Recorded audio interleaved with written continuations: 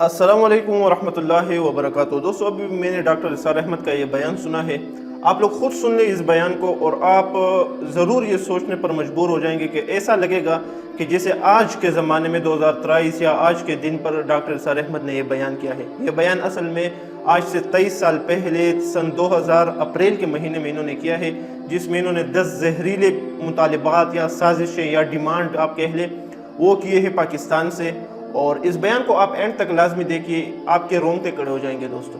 اب ہم جہاں کھڑے ہیں تو ایک دو راہ ہے، اس دو راہے میں ایک راستہ یہ ہے، نمبر 1 پاکستان، اور یہ جو باتیں میں 10 بیان کر رہا ہوں یہ ضروری نہیں کہ ایک دم ساری ہو جائیں یا ایک دم ڈیمانڈ کے طور پر آ جائیں، لیکن یہ کہ اس رخ پر چلیں گے تو یہ ساری ڈیمانڈ رفتہ رفتہ رفتہ رفتہ وہ کرتے جائیں گے، ہم پوری کریں گے۔ یہ ایک راستہ ہے، یا چنا کل یا چنی۔ وہ چنا کیا ہے؟ نمبر 1 اپنے جینیسس کو اور اپنے آئیڈیالوجیکل بیک گراؤنڈ کو بھول جاؤ، فرگیٹ اباؤٹ اٹ۔ کیوں پاکستان بنا تھا، کیا وعدے کیے تھے اللہ سے، کیا نعرے لگائے تھے، کیا کہا تھا، کیا پس منظر تھا، جسٹ فرگیٹ اباؤٹ اٹ۔ اور ایک آئیڈیالوجیکل اسلامک اسٹیٹ ہم نے بنائی ہے، اور ہم دنیا میں بقول قائد اعظم ہم عہد حاضر میں اسلام کے اصول حریت و اخوت و مساوات کا ایک نمونہ پیش کرنا چاہتے ہیں، اور بقول علامہ اقبال مبشر پاکستان مفکر پاکستان، اگر جیسا کہ مجھے یقین ہے ہندوستان کے شمال مغرب میں ایک آزاد مسلمان ریاست قائم ہوگی تو ہمیں موقع مل جائے گا کہ ہم اسلام کے چہرے پر جو بدنما داغ آ گئے تھے دور ملوکیت میں، وہ چاہے دور بنو امیہ تھا یا دور بنو عباس تھا یا وہ ترکان عثمانی کا دور تھا، یہ بادشاہ لوگ تھے، انہوں نے اسلام کا حلیہ بگاڑا ہے، تو اسلام کو دنیا پہچانتی اس حوالے سے ہم اثر نو جو ہے اصل اسلام، ظاہر بات ہے کہ دور ملوکیت سے پہلے کا اسلام جو تھا وہ دورہ خلافت راشدہ کا اسلام تھا۔ Just forget about it, number 1۔ Number 2 مغربی سیکولر جمہوریت کو یکسو ہو کر اس کے جملہ متضمنات کے ساتھ اختیار کرو۔ اس میں اس وقت مطالبہ ہے کہ جمہوریت بحال کرو، جمہوریت بحال کرو، جمہوریت بحال کرو۔ یہ بیسک ڈیموکریسی، یہ جو ہے جو نیچے کا تم کر رہے ہو لوکل باڈیز، اس سے ہم نہیں مطمئن نہیں ہیں، لیکن اصل تو یہ ہے کہ جمہوریت کے ساتھ ساتھ دو اس کے اندر جو مطالبے مثمر ہیں۔ تم نے مذہب کی بنیاد پر قادیانیوں کو غیر مسلم قرار دیا، ٹیک اٹ بیک۔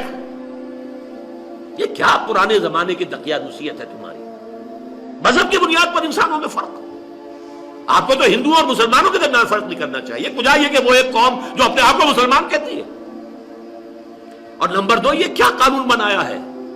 یہ قانون تحفظ ناموس رسالت، توہین رسالت کا قانون، غالباً 295C ہے۔ یہ کیا ہے؟ لبرلزم کا دور ہے، ہر شخص کو کہنے کا حق ہے۔ دیکھتے نہیں ہم اپنے خدا کے لیے یہودیوں سے یہ الفاظ سننے کو تیار ہے کہ سن آف گاڈ تھا، سن آف گاڈ نہیں، سن آف مین تھا، وہ پوری پکچر انہوں نے بنائی son of man. Son of God کہاں کہتے تم اس کو؟ Son of man. اور مین کا بھی جو بیٹا جو ہے وہ حرامی طریقے پر ہے، جوزف کا بیٹا ہے، اور جوزف جو ہے کارپینٹر، اس سے اس کی شادی ابھی نہیں ہوئی تھی مریم کی سلام علیہا، وداعی نہیں ہوئی تھی، رشتہ تھا صرف۔ یہ باتیں ہم برداشت کرتے ہیں، حالانکہ ہمارے نزدیک وہ خدا کا بیٹا ہے، ہم جھیلتے ہیں کہ نہیں؟ تو سلمان رشدی نے اگر کچھ کر دی بکواس تو تمہیں اتنی تکلیف کیوں ہے؟ پوری مغربی دنیا سلمان رشدی کی پشت پر آ گئی، پورے جو ہے پورے پلین لورڈز اس کی کتاب کے سیکنک ورسز کے جو ہے پورے ہوائی جہاز بھر کر دنیا میں گئے کتابوں کے، اور ہم سے کہا گیا یہ تم نے کیسے قانون بنا دیا؟ آپ کو معلوم ہے یہ قانون توہین رسالت کے اوپر پوپ صاحب بھی بولے ہیں، صدر صاحب بھی بولے ہیں امریکہ کے، پوری دنیا جو ہے اس کے پیچھے۔ تو جمہوریت جو سیکولر جمہوریت کے تقاضوں کو اس کے جملہ متضمنات کے ساتھ جو ہے وہ تسلیم کرو۔ نمبر 3 کشمیر کو بھول جاؤ، فرگٹ اباؤٹ کشمیر۔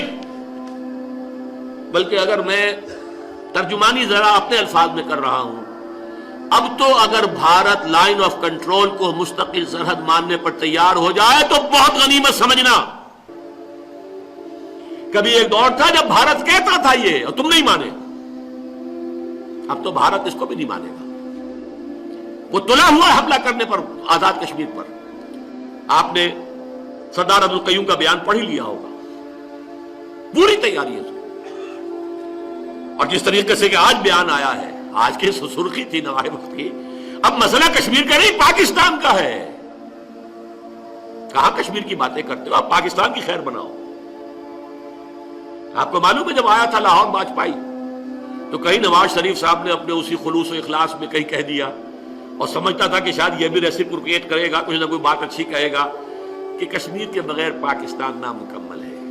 فوراً جواب ملا ہے پاکستان کے بغیر بھارت نامکمل ہے. یہ جواب تھا واجپئی کا دوستی کی ہائٹ پر. وہ تو دوستی کا وقت تھا نا, انتہائی دوستی کی ہائٹ پر بھی یہ شے تھی جو اس کے دل کے اندر سے تھی, وہ باہر آئی. نمبر 4, اپنا یہ نیوکلیئر پروگرام رول بیک کرو, ختم کرو. سی ٹی بی ٹی پر فوراً دستخط کرو. کہاں تمہارے دماغ میں خناس آیا ہے تم نیوکلیئر پاور بننا چاہتے ہو؟ کھانے کو تمہارے پاس دانے نہیں ہے, معیشت کا تمہارا دیوالا نکل چکا ہے. دیوالا تو تم ہو چکے ہو. یہ تو ہم نے تمہیں کوئی سپورٹ دے کر, جیسے لائف سپورٹس ہوتی ہیں, وہ مریض پڑا ہوا ہے اس کی اصل موت تو واقع ہو چکی ہے لیکن لگا رکھی ہے نلکیاں. کوئی پیس میکر بھی لگا ہوا ہے دل کے اندر بھی, وہ بھی اس کو دھکے دے دے کر چلا رہا ہے, اور کوئی آکسیجن بھی لگی ہوئی ہے. اس طرح کا تو تمہارا معاملہ ہے. نمبر 5, جہادی تنظیموں کو کچل ڈالو. ہماری ابھی تک کی جو حکومت ہے اس نے ذرا ڈٹ کر باتیں کی تھیں, ٹھیک کہہ رہا ہوں, اب کیا کریں گے یہ تو دیکھا جائے گا, ٹو بی سین. کہ یہ تو خود تم نے پیدا کی ہے, تم نے افغان جہاد کے اندر یہ جہادی تحریکیں برپا کی ہے, تو ان کو تم نے دودھ پلا کے جو ہے اس کو پروان چڑھایا.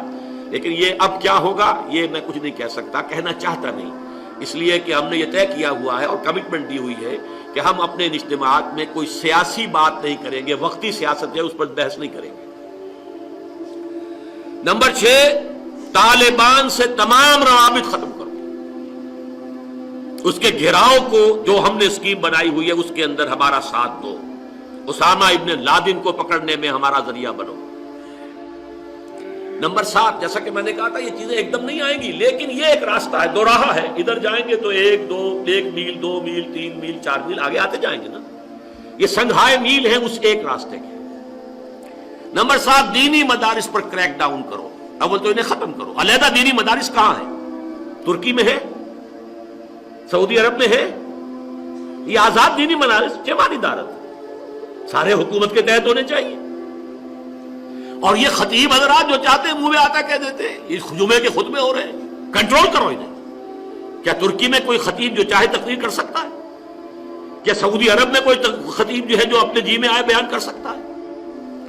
تو مدارس بھی ختم کرو, دینی تعلیمات کو شامل کر لو اپنی کالجوں میں, یونیورسٹیوں کے اندر جو بھی ہے. اسلامیات تم نے رکھا ہوا, کچھ اور رکھ لو. ایک شریعت کالج علیحدہ بنا لو, ایک خاص حد سے آگے جا کر, جیسے سعودی عرب میں ہائی اسکول کی تعلیم بالکل مشترکہ ہے. تمام علوم جدید بھی اور قدیم بھی اس میں پڑھائے جا رہے ہیں, دین کی بھی تعلیم آتی ہے. اس کے بعد یہ کلیت الشریعہ ہے, یہ کلیت اصول الدین ہے, یہ کلیہ فلاں طب کا ہے, یہ کلیہ جو ہے ہندسے کا ہے, انجینئرنگ کا, کلیات میں چلے جاؤ. لیکن یہ شکل جو دینی مدارس کی ہے جو پاکستان اور ایران میں خاص ہے, صرف 2 دنیا کے یہ مسلمان ممالک ہیں, مجھے اور ہو سکتا ہے کسی اور جگہ بھی ہو لیکن میرے علم میں نہیں, جہاں دینی مدارس آزاد ہیں. انگریز کے دور میں بھی جب انگریز کی جو ہے ایک طرح کی تھوڑی سی حکومت ہی کہہ لیجئے کہ ایران کے اوپر بھی تھی, اگرچہ ڈائریکٹ رول کبھی نہیں کیا انگریز نے ایران کو, وہاں اس وقت بھی ان کے دینی ادارے بالکل انٹیکٹ رہے. اسی طرح ہندوستان کے اندر بھی دینی ادارہ دیوبند یہ اپنی جگہ پر انٹیکٹ رہے, چلتے رہے.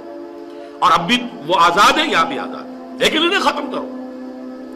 Number 8, World Bank, IMF, WTO, World Trade Organization اور اس کا ایک ذیلی اور ادارہ ٹرپس, ان کے تمام تقاضوں کو پورا کرو, ان کے تمام مطالبات کو پورا کرو. اپنے عوام کا خون نچوڑو, انہیں اور کولوں کے اندر جو ہے پیلو انہیں, اور خون نکال کر ان شائی لاکس کو جو ان کا پاؤنڈ آف فلیش ہے وہ فراہم کرو. یہ ٹرپس جو ہے آپ نے بھی شاید پہلے ہی سنا ہو, آج میرے علم میں بھی حال ہی میں یہ بات آئی ہے کہ یہ ایک اور ذیلی معاہدہ ہے WTO کا, اور وہ ذیلی معاہدہ یہ ہے کہ دنیا میں بیج جو ہیں ان کی ڈسٹریبیوشن کا کام صرف جو ملٹی نیشنلز ہیں ان کے ذریعے ہوگا. کوئی ملک یا اس کے شہری, اس کے کاشتکار اپنے پاس بیج نہیں رکھ سکیں گے, قانوناً جرم ہوگا. اور اس کی وجہ کیا ہے؟ وہ یہ کہتے ہیں کہ ہم نے جو یہ مختلف اجناس ہیں ان کے اندر جینیٹک جو ڈیولپمنٹ کی ہے، جس سے کہ نئی نئی اجناس کی شکلیں پیدا ہوئی ہیں، جس سے پیداوار زیادہ ہوتی ہے، یہ تو ہے، صحیح ہے، یہ ہم نے ریسرچ کی ہے، بہت اس میں پیسہ خرچ کیا ہے. تو اس کا جو اب ادارہ قائم ہو رہا ہے وہ کیا ہے؟ یہ ٹرپس کیا ہے؟ یہ ہے trader related intellectual property rights. Trade oriented related TRIPS, intellectual جو ہم نے کام کیا ہوا ہے، یہ بیج جو ہے ہم نے ڈیولپ کیے ہیں، لہذا اس کے اوپر ہمیں نفع ملنا چاہیے. ہم صرف ڈیل کریں گے، کوئی ملک جو WTO کے تحت آ جائے گا وہ اپنا بیج پیدا نہیں کر سکے گا، نہ کوئی کاشتکار اپنے پاس بیج رکھ سکے گا. یہ ہے جس کے خلاف ایک تحریک بھی ہمارے ملک میں چلی ہے. یہ دنیا اسلام بیداری کونسل کے نام سے اس میں انہوں نے تحریک بھی کی ہے اور پشاور میں کوئی سیمینار بھی کیا ہے. یہ چوتھا ادارہ ہے جو یہ گلوبلائزیشن، یہ جس کو میں نے ایک مرتبہ تقریر کی تھی تو کہا تھا گلوبلائزیشن، اور یہ دنیا میں کہا جا رہا ہے، یہ گلوبلائزیشن ہے کہ پوری دنیا کی معیشت کو ہڑپ کر جائیں، باقی صرف رہ جائیں ہمارے رحم و کرم پر. ہماری ملٹی نیشنلز ہوں گی، انہی کی حکومتیں ہوں گی، انہی کے ملازم ہوں گے. عام آدمی جو ہوگا پاکستان کا، ہندوستان کا، کہیں اور کا، وہ ورکر ہوگا، اسے تو سبسسٹنس لیول دیں گے. باقی کچھ ان میں ذہین جو ہوں گے انہیں ہم مینیجرز بنا لیں گے، ایگزیکٹوز میں لے آئیں گے، انہیں لاکھوں کی تنخواہ بھی دے دیں گے، لیکن یہ ہے کہ بہرحال ان سے خرچ بھی سارا کرا لیں گے اور وہ کنزیومرزم کے تحت وہ واپس بھی ہم لے لیں گے. بس یہ نظام ہوگا پوری دنیا کے اندر. آزادی، ٹریڈ آزادی ختم. آزادی اس کی ختم کہ آپ امپورٹ کے اوپر کوئی قدغن لگا سکے، کوئی امپورٹ جو ہے اس کے اوپر ٹیکس لگا سکے، کوئی اپنی لوکل انڈسٹری کو پروٹیکٹ ختم نہیں کر سکتے، بالکل نہیں کر سکتے. آپ کو سارے اپنے دروازے کھول دینے ہوں گے ہمارے ملٹی نیشنلز کے لیے. اور یہاں تک کہ تو زراعت پر نہ آ گیا، ٹریڈ اور جو ہے انڈسٹری اس کا معاملہ تو دور رہا، WTO جو ہے، لیکن یہ جو ٹرپس ہے اس نے تو گویا کہ زراعت کو بھی پورے طور پر شکنجے میں لینے کے لیے کہ یہ ہمارے جو ہے پروپرائٹری رائٹس ہیں، ہم نے ڈیولپ کیے ہیں یہ بیج، لہذا ان سے ہمیں نفع ہونا چاہیے. صرف ہم جو ہے سپلائی کریں گے اور بیچیں گے اور کوئی ملک یہ کام نہیں کر سکے گا. یہ ہے جو اس وقت پوری دنیا میں ہو رہا ہے. اس لیے میں نے کہا ورلڈ بینک، IMF، WTO اور TRIPS ٹرپس، ان کے تمام تقاضوں کو بتمام و کمال پورا کرو، اپنے عوام کے خون کو اور نچوڑ کر ہمارے شائلاکس کو جو ان کا پاؤنڈ آف فلیش ہے فراہم کرو. نمبر 9، بھارت کو سیدھے سیدھے ریجنل سپر پاور کی حیثیت سے تسلیم کرو، اس کے سامنے سر جھکاؤ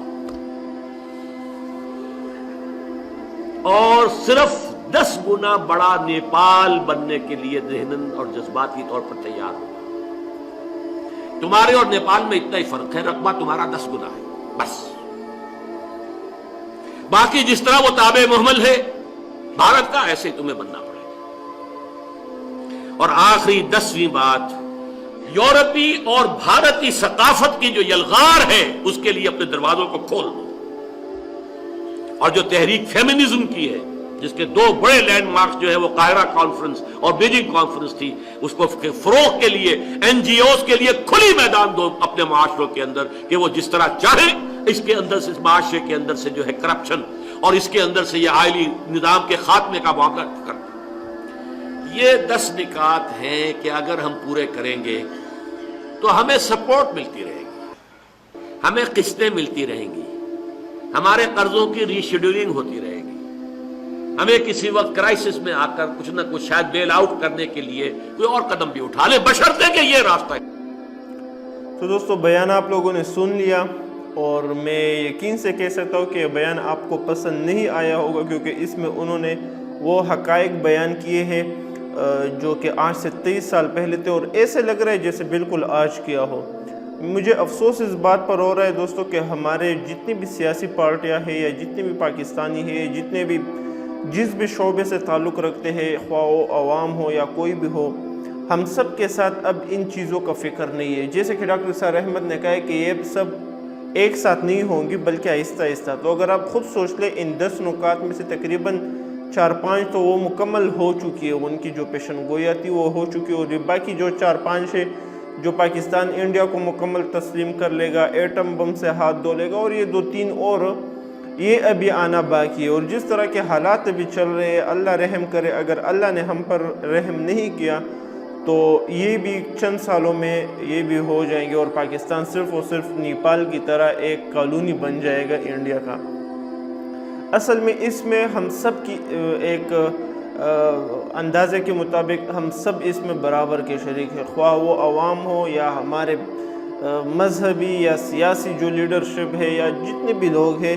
آج کل کے زمانے میں آپ دیکھ لیں ہر کوئی اپنی حکومت کے لیے، ہر کوئی صرف پیٹرول کی قیمت کے لیے کہ 8-10 روپے پیٹرول سستا ہو جائے اسی لیے لڑ رہا ہے، اور جس لیے یہ وطن بنا تھا، جس مقصد کے لیے یہ وطن بنا تھا، جس کے لیے لوگوں نے قربانیاں دی تھی، وہ اسلامی نظام، اس کا تو کوئی بات آج کل کے زمانے میں اسلامی نظام کا بات کرنا لوگ اس طرح عجیب سا محسوس کرتے ہیں کہ یار یہ کون سی باتیں کر رہا ہے آج کل کے زمانے میں۔ تو اتنا یہ دین غریب ہو چکا ہے اس آج کے زمانے میں۔ اللہ ہم پر رحم کرے دوستو، یہ انتہائی فتنوں کا دور ہے اور بہت انسان مایوس ہو جاتا ہے آج کل کے حالات دیکھنے سے، جن کی پیشن گوئی ڈاکٹر نثار احمد نے 23 سال پہلے کی تھی اور اس وقت شاید کہ کوئی نہ مانتا، لیکن آج ہم سب پر ان کی جو باتیں وہ ان کی سچ ثابت ہو رہی ہے اور ہم سب انہیں وہ دیکھ رہے۔ تو اللہ ڈاکٹر نثار احمد پر اپنا رحم کرے، اللہ ان کے درجات